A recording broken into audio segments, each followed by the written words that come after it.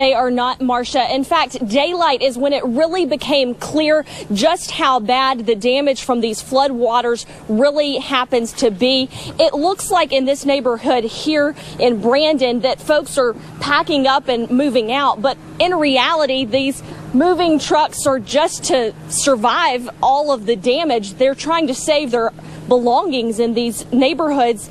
And really, the last several hours have just been a nightmare.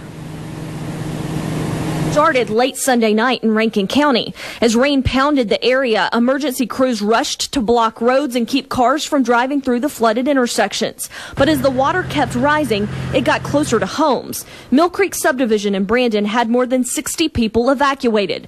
Others stuck it out, but were in shock. I built this house in 1975, and I've lived in it for 42 years.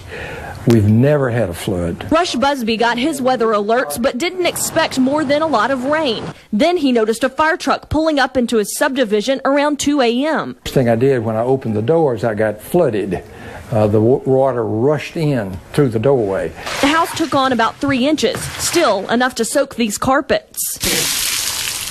Friends volunteered to help stack, sort, and dry off flood-soaked items further down the street at Emily Cooper's home. She, too, wasn't prepared for this. Continued to creep up. It started with about an inch, and it got to about a foot in the entire house. Watermarks on the curtains showed just how high it got. I was afraid that the lights were probably about to go out for good, and I didn't, there's water everywhere, and you don't know what's in the water. Folks on Cedar Brook Road in Pearl say they're used to the flooding, but this time it got high much faster than they expected. That's all we can do is just stand out here and watch the water. Water's never come up like that. It's always made it like covering my tire a little bit, but never all the way almost up to the door to come in.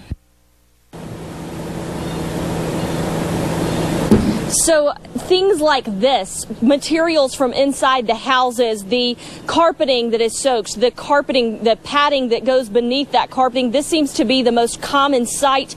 And the residents that I talked to in this area and all over Rankin County today say they're just glad that things were not any worse. For now, live in Brandon, Courtney Ann Jackson, 3 on your side.